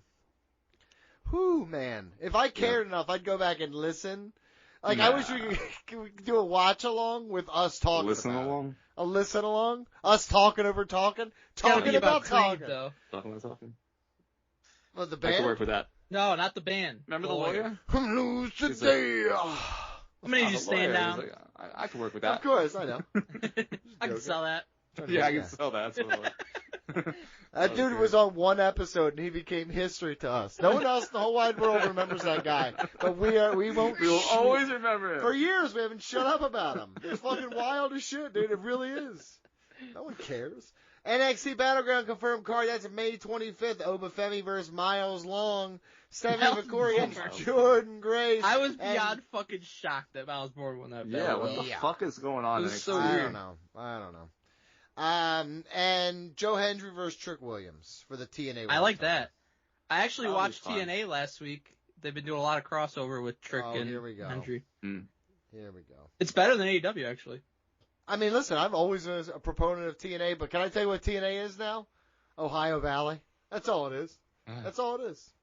So, no, I don't. I'm not. Kind of I'm like not New particular- Japan is Ohio Valley. Yeah. Okay. As long as we're being fair. I'm fair. New Japan's a shell of what it was just a few years ago. Yeah. And that's because AEW AEW changed the independent scene. It took Ring of Honor and New Japan. It Vampa John'd New Japan. Let me tell you something. It Ivan took a lot of your things. talent. It consolidated them all, almost like WWF did, and you love that. I'm sorry? Are you talking about the territory days? That's what it did. It took Okay. the independence. Well, and I was promised that AEW was not going to do that. I heard it's where the best wrestlers wrestle, and I was That's correct. not what they say. They say it's where the best wrestle. Where the best wrestlers wrestle. They don't say that. That's what I said. That's too I rude. said. We really don't. That was what they said, though. Where the best wrestlers wrestle. What was the WCW? The Land of the Giants. What was the thing? Where the Big With boys big where play. the big boys play. That's right. Will Ospreay How and did you Hangman forget that? Adam Page. It was a second. I think it's part of my gimmick. I think so. Mercedes Moné, brain damage is part of my gimmick. Brain You know, let me tell you something. Part of the fast that I did, they're like, listen, your brain activity going to spike. You are going to be like a fucking genius again. Yeah. I might be Ever more. since you I ate might that be. tuna. I might be worse That off. one egg. An egg and tuna. I lost it. I might be Yeah. worse off now than I was before. You're always worse. I off. might actually fall down these steps. That's how bad I feel. Nice. Mercedes so. Moné versus Jamie Hayter, the better Becky Lynch. So that card Don't is. even with that, dude. Can I tell you something? May Silly. 25th is. Am I in So town is for this May like- 25th? I'm looking Are at they the going calendar. against Battleground each like other at the earlier same in the time? day? Maybe? Yeah, what's going on with this, Mike? Don't know. I don't know the times. I don't think they've said. And why are they doing NXT right after Saturday's Night Main Event? I don't understand why they would do that. Because they're doing like 4 shows in a row in Tampa. They're doing. Oh. What is with wrestling companies and their residencies? Like they're Residencies. Elvis now, dude. To be fair, WWE It's a announced bunch of this Celine Dion. WWE announced this a long time ago. They were doing like Saturday night's main event, NXT pay-per-view, Raw, and NXT 4 days in a row. Well, I will say this to you Mm. from a logistical standpoint. Double Nothing is very always smart. that Saturday. Yeah, it's a Or very Sunday, excuse me. it's a very smart thing. I to think have NXT did a residencies. pay-per-view that day last year too. Yeah, Against Double or Nothing? It's Memorial Yes, I Day. think it was earlier in the day, I believe. Oh, interesting. Honestly, it'd be smart to capitalize. Everybody capitalizes on everybody else's business. Get in on that shit. And yes, I will be gone that day. So if can't wait for that Monday. Can't wait for it. Hey, why is Memorial Day not the last weekend in May? That's weird. No? Nobody cares? Okay. Just thought it'd be interesting. Well, because then Memorial What do Day you mean? would It's be the in Monday. June. Yeah, it's the Monday before. It's the last Monday. You're a fucking idiot, dude. Yeah, but then I'm going away the weekend No, after. you're I don't give a wrong. shit. I took the Yeah, days. you're That's fine. flat out wrong. I don't give a shit. It's dumb. Let's fix that fucking brain activity, brother. Seriously, I'm about to smoke more weed to offset the dumb health Please bullshit do. I'm into. Let's talk about Patreon poll results. Yeah, we have a couple of poll results because we've been gone for a little bit over the past few weeks. We were here last week, but we wanted to give people That's time true. to. We were absolutely here in Yeah, we were evergreen last I've been week. here We wanted like to give people- nonstop in recent weeks, actually. Huh. That's just me though. No. So we had the fast food draft weeks ago. So, if you guys recall, the fast food draft, who could put together the best menu of all the fast food chains? So is What do this you you guys trying to think? open it up? Hold on, is this you trying to open it up? trying- Because that was a long talk right there to get to I'm get trying to to the make end. sure that you guys remember what we did, because you It was a told fast me food. about We your drafted brain fast activity. I'm not food. the one with brain damage. So I I know. remember it. That's what I'm saying. Donnie's a little fucking I moron remember over the here. fast food draft. I know, fucking sometimes you dominated don't. with So- 2 Oreo sliders or Yeah, milkshakes. you fucked up. You know you fucked up. That made no sense. So who do you guys think? Who do you guys think won the fast food draft? BG Me, because he voted for himself. No. I did not Can win. listen. Mike, I Donnie, because literally... he voted for himself. No. No, This is the Donnie, first... not me and Donnie tied. Hold on, stop.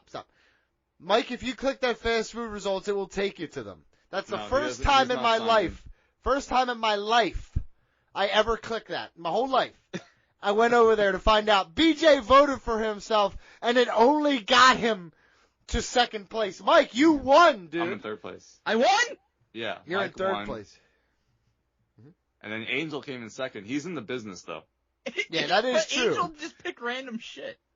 He He did. That's right. He did. It This is a random was a number hell of a generator. gimmick, Well, though. sometimes It he was was a grabbing good. some domino Here's the shit thing. to impress the big bosses. Clint That Williams is true. says Clint Williams only voted for Angel because of his methodology. See, there you go, dude. That's like when people would vote for Donnie for like having a shitty gimmick. Right. That's right. Remember when I'd like pick the same? I would make you search the wrestlers to see. Like I would take. The worst would be fucking- you take like a fucking 30-man match and I'd have to like go through Yep. and check if you had them already. Yep, you're like good. You're Well- good. You're in the clear. I just remember getting in the clear, and you'd be like, "You're in the clear." We're getting Justin- angry as shit. Justin Carson says BG was close, but M tried Chick-fil-A's mac and cheese and peanut butter blizzard and a Chipotle chicken burrito. Money Mike gets Damn, it. it's pretty good. And I then will say Corey this is such an opinion-based thing. Everybody has their Absolutely. favorites. Corey Linky says Donnie's panic pick of 2 Oreo mixed ice creams lost him my vote. I'm glad that people have You would have been morals second and make place. decisions like that. It's a great comment.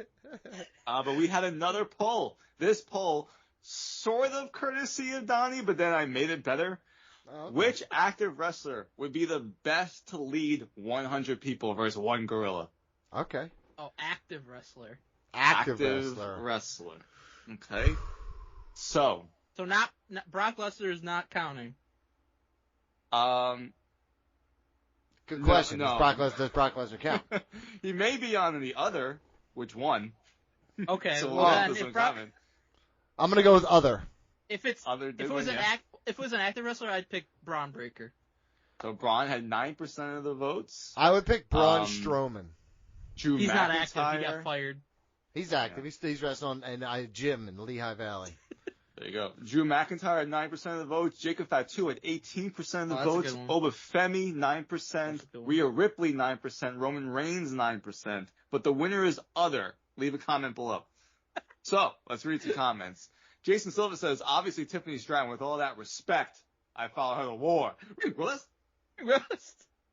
Scott Warren, scroll back, he says, gotta go with the Young Bucks, so when the Gorilla wins, we all win. We send them out first. Hell yeah. George Cruz says Drew McIntyre because he has a sword, which makes him always battle ready. I thought you weren't allowed to use weapons in this scenario. Probably not. Alice Handali says, I mean, all-time wrestler is obviously Hulk Hogan because putting a gorilla over... Hold on a minute. What's the gorilla gonna complain? We didn't follow the fucking rules. I'm fighting for my life, dude. I'm bringing 2 guns and 2 knives and fucking he ain't making it past me, man. Chris Go ahead. Thompson. Chris Thompson says, you have officially run out of ideas. That's a fact. There's a very viral debate going on right now. Yeah, It's a check fact, the internet, but- dummy.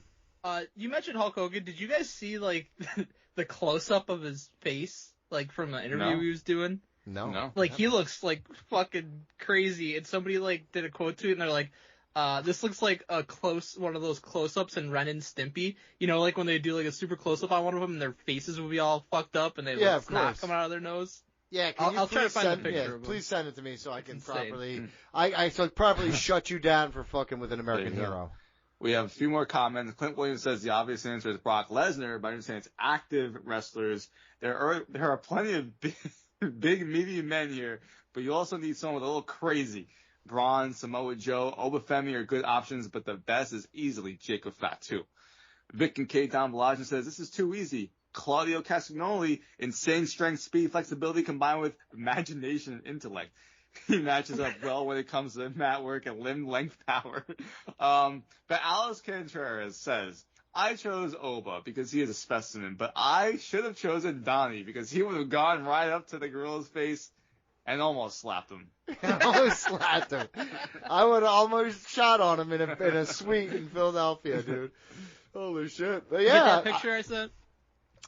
No, is it text message? Yep. Let me take a good look. Dude, if you're making fun of Hulk Hogan, this isn't good. Oof.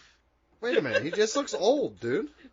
Dude, he's like red beyond belief. He's like He's Brock in the Lesnar, sun, and he he's almost in died Florida, that time dude. in a match. Man, you are fucked up, dude. Who are you to throw stones in your fucking big fat house? That's supposed to mean. We have Patreon shout-outs, guys. George Cruz, Andrew Skeens, George Sparrows, Jim Del Chapo, Alex Pandolfi, Colin Yarger, D-Dabs me. D-Dabs me? D-Dabs me. Is this new? What is this? Someone jumped in here? That's awesome. It's Dante now? Mm-hmm.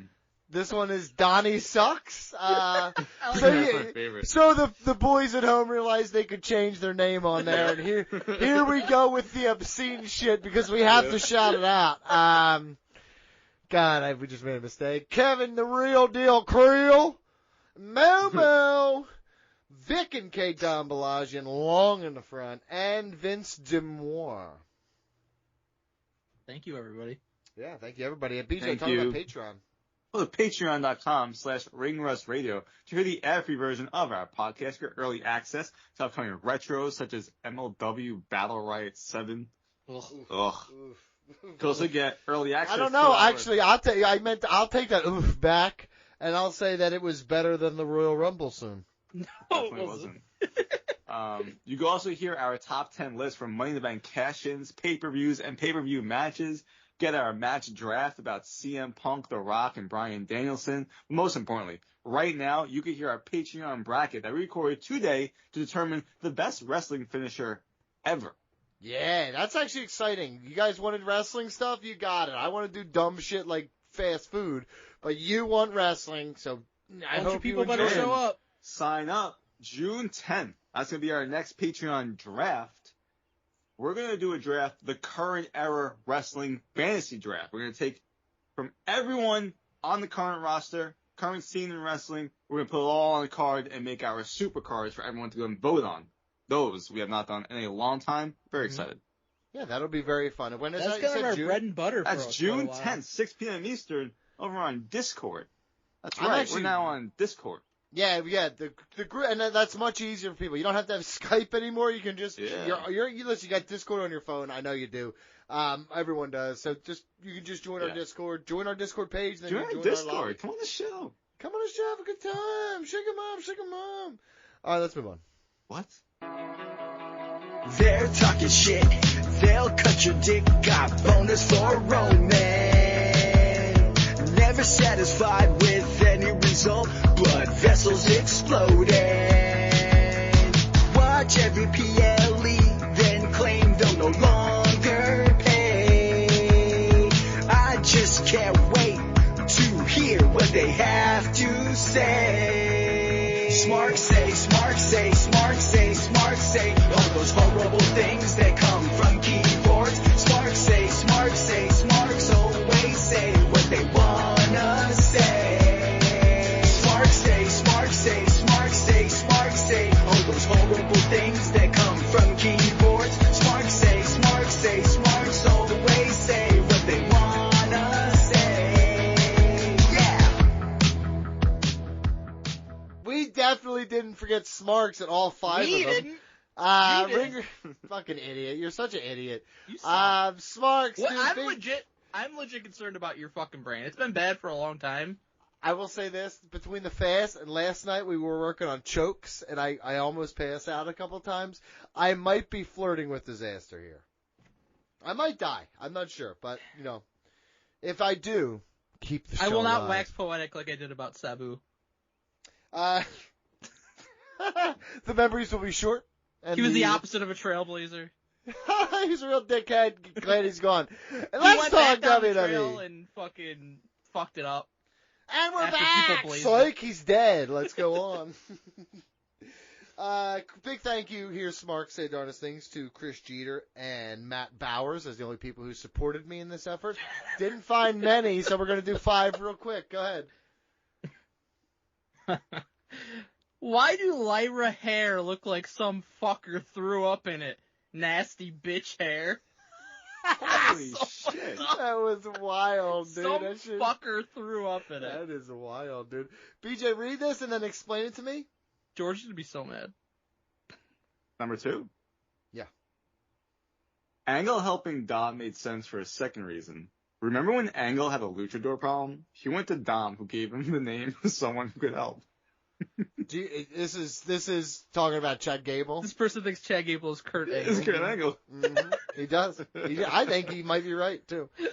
But didn't he have also a storyline about luchadors? Maybe when he's 100%. facing Yeah. Ray. Yeah, 100%. I think that's what he's referencing here. Obviously, I thought this was a foolish comment, but he might be smarter than all of us.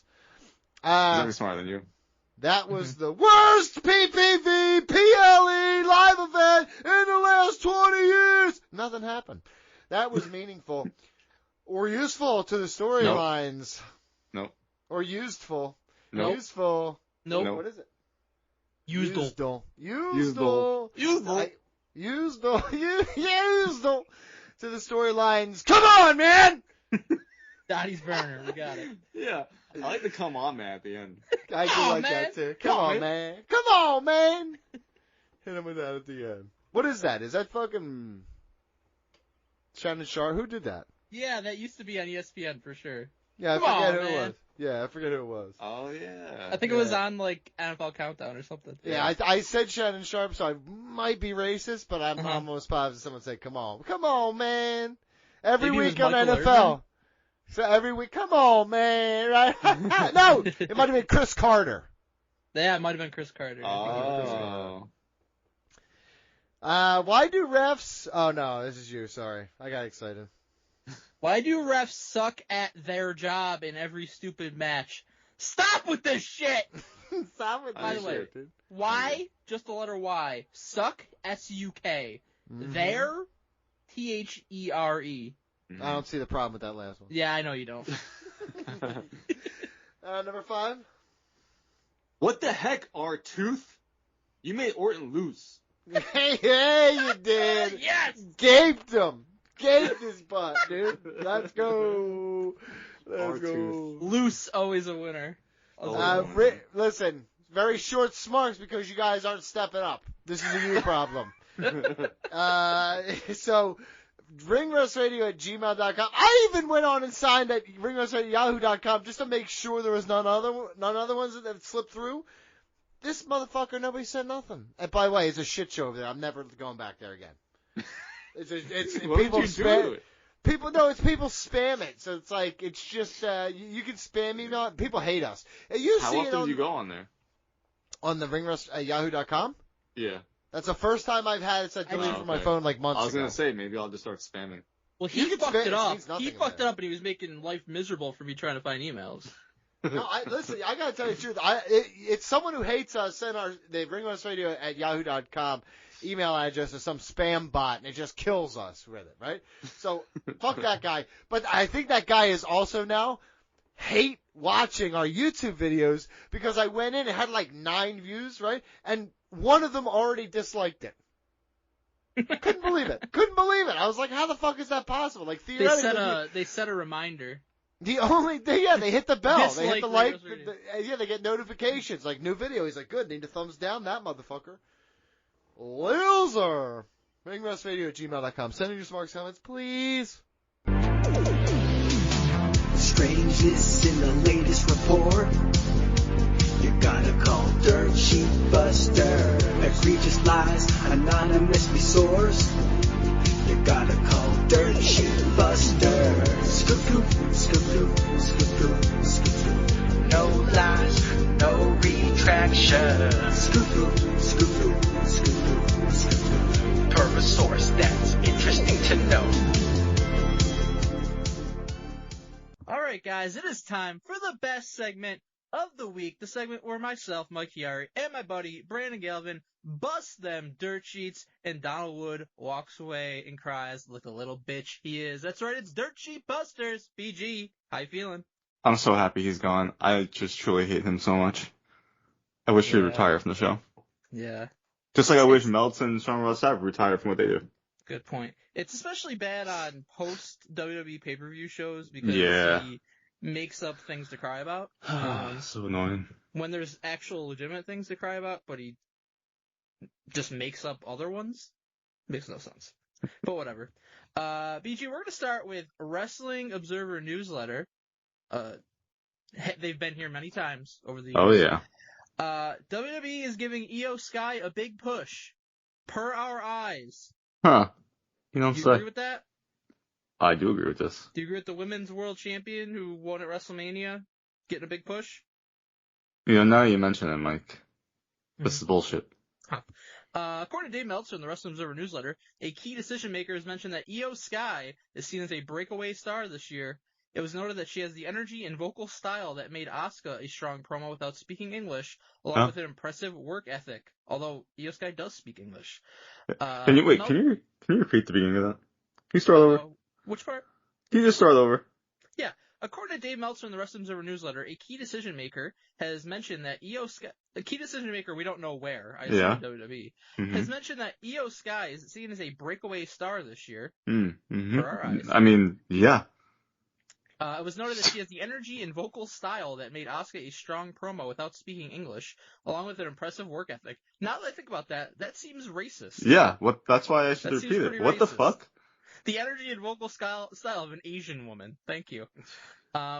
Meltzer added that the genius of the Sky is well liked by her peers, and everyone is eager to help her stand out. The company is focused on designing matches that allow her to shine. Wow, thanks for that. Wow. So, the definition of a push, designing matches that allow her to shine. That's Got insane. What a report.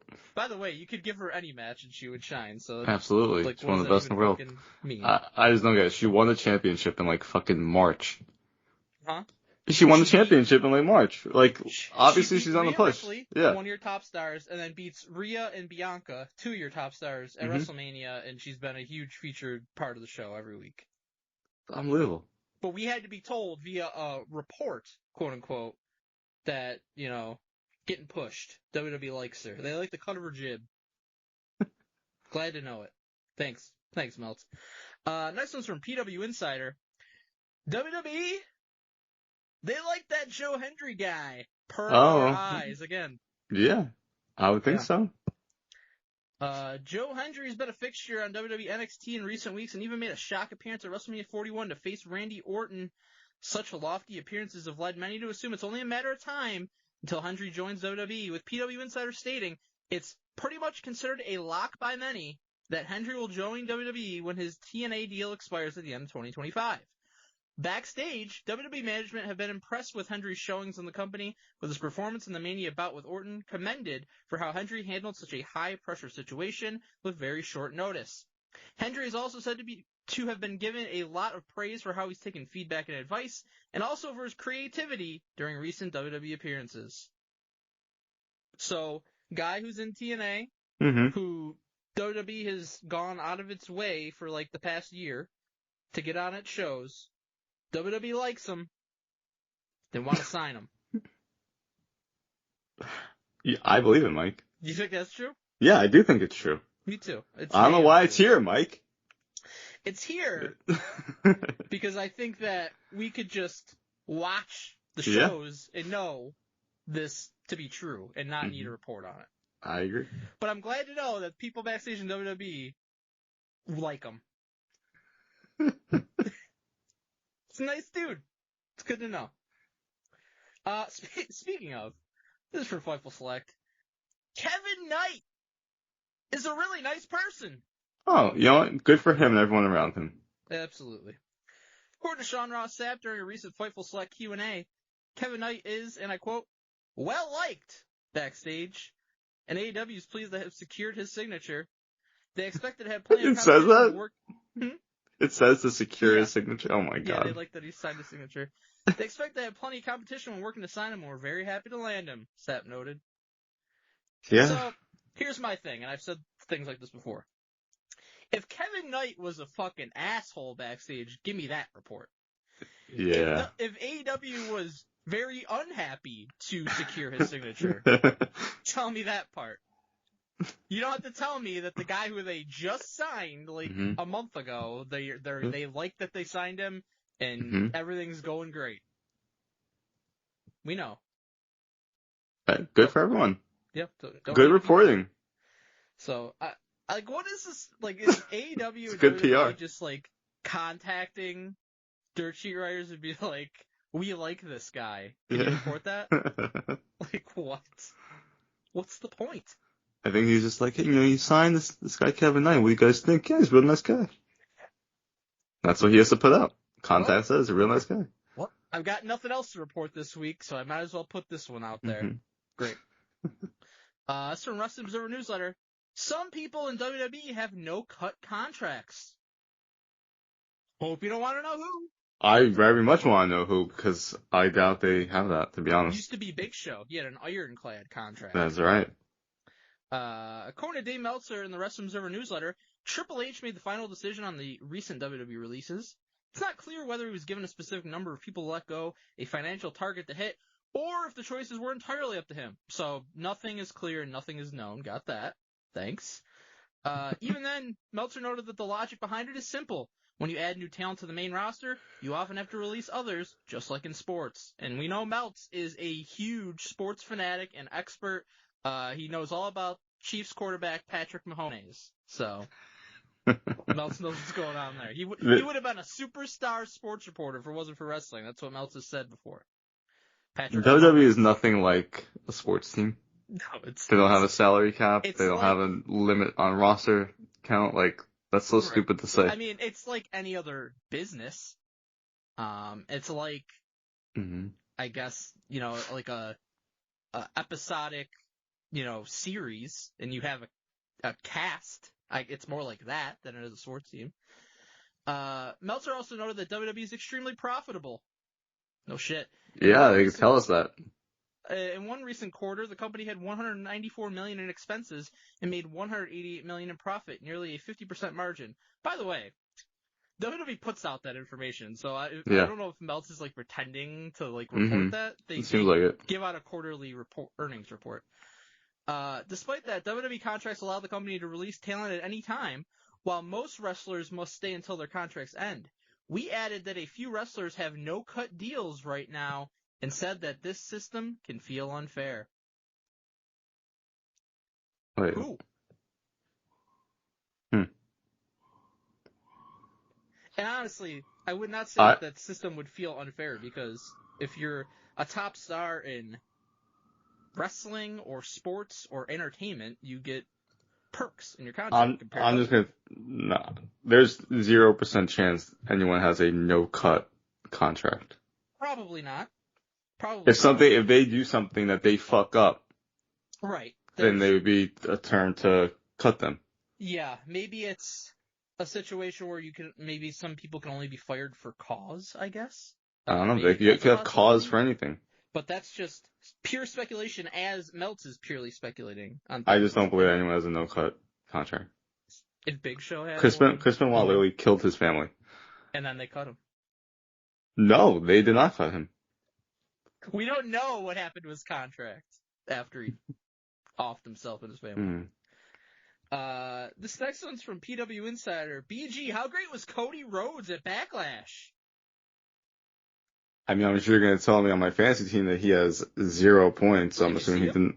I don't recall. I mean, he may have been in a commercial. PW Insider has reported that there's been at least one pitch for Cody Rhodes to make a surprise return at Backlash. PW Insider did know, however, they haven't just a heard pitch, 100% Mike. That's the direction. Yeah, hey, it was just a pitch. Right. See, that's a new loophole for them. Hey, there was a pitch. Mm-hmm. It was talked about. His name was mentioned. He's the top star. Right. But we know what the reasoning for this type of report is. Of course. Put it out there just in case he shows up. Hey, we can say we got it right. But if he doesn't, it was just a pitch. It was just a pitch. Just a little lob. It was a pitch. Yeah. Just Joe. Don't shoot the messenger. Exactly. You ready for the coup de grace? Double stomping. It's from Corey Hayes of BodySlam.net. As you would. PG, did we watch Backlash out of order? I'm a little confused. Possible. I actually did because I missed the start of it. Yeah, but, see, so this is for you. But even then, this is not correct. Here's the WWE Backlash rundown as of Saturday morning. The match order. Only a few hours beforehand. Yep. The opener, Dominic Mysterio versus Penta. Wait a second. That's wrong. Second match, Jacob Fatu versus Drew McIntyre versus LA Knight versus Damian Priest. That's wrong. Mm-hmm. Third match, Gunther versus Pat McAfee. That's wrong. Mm-hmm. Fourth match, Lyra Valkyria versus Becky Lynch. That's wrong. Mm-hmm. Main event, John Cena versus Randy Orton. Good job. Way to end it strong. Honestly, Mike, I thought you were going to tell me that was going to be like fourth on the card. I wish it would have been like the Bellas and Rhodes Scholars versus versus the Funkadactyls and Brodus Clay and Sweet Tea. That should have been the main event of WrestleMania. It's amazing you can still remember that match. How can I forget it? It was almost the WrestleMania main event. I'm glad that they nailed the main event that they told us was going to be the main event, though. I'm proud of them. Literally the only thing they got right. The only thing they got right. I don't know. I'm not great at math. I don't know the probability of getting all that incorrect. But there was only 4 matches. I can do this math. They got 20% of it right. Yeah. 20%. That's like a Donald Wood grade in high school. That's good for the dirt sheets. Any school. I suppose. BG, how we do, buddy?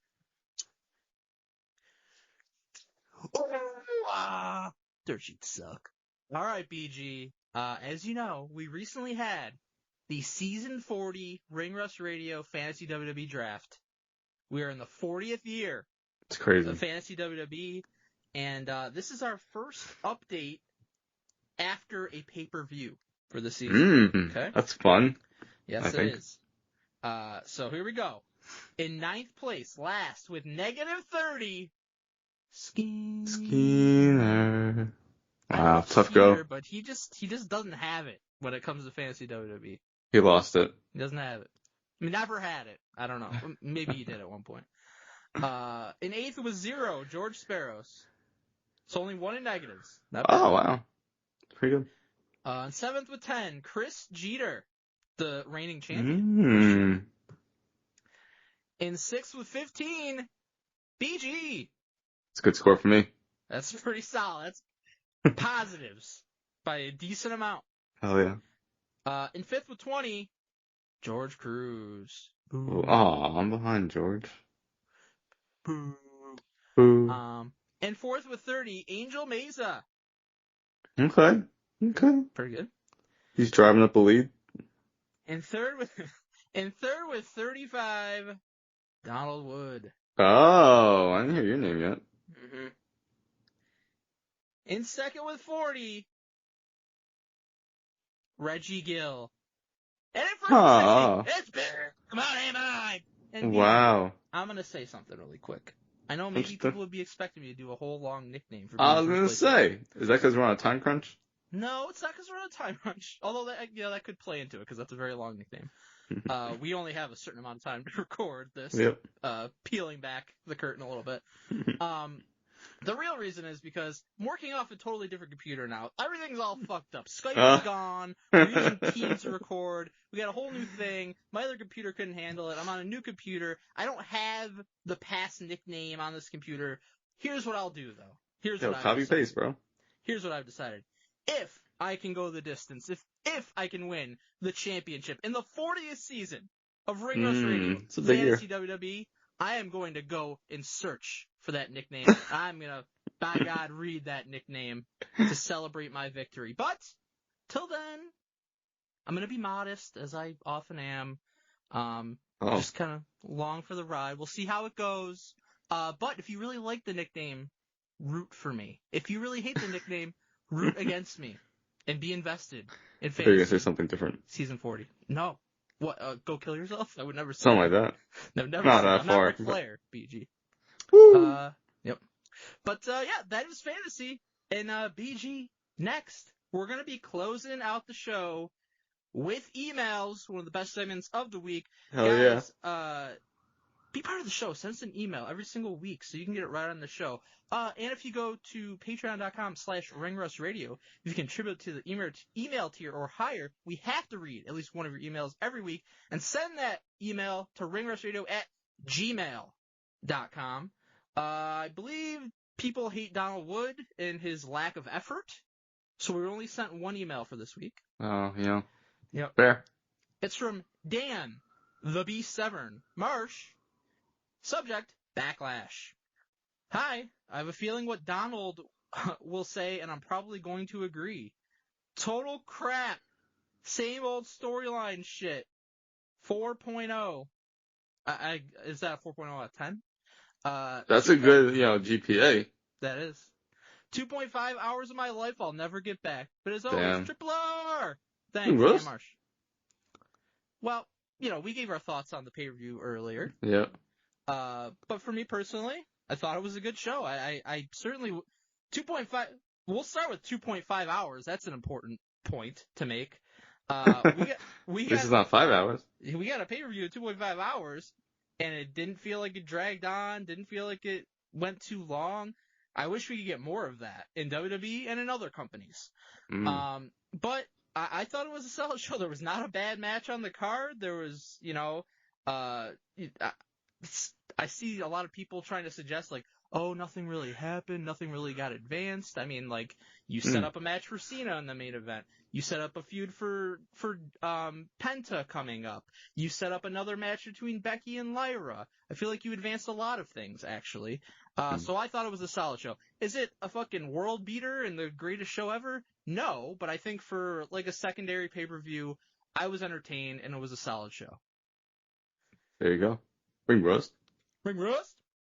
All right. That's it for this week. BG, I really enjoyed the past, several minutes closing out the show with you.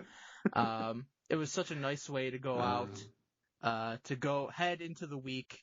I'm feeling a lot more refreshed now than I was earlier today. And, guys, I hope you enjoyed, the last few minutes and the show as a whole, even when Donald Wood was on. We thank you all for tuning in, for listening, for hanging out with us. And we'll see you guys here next week. Have a good one.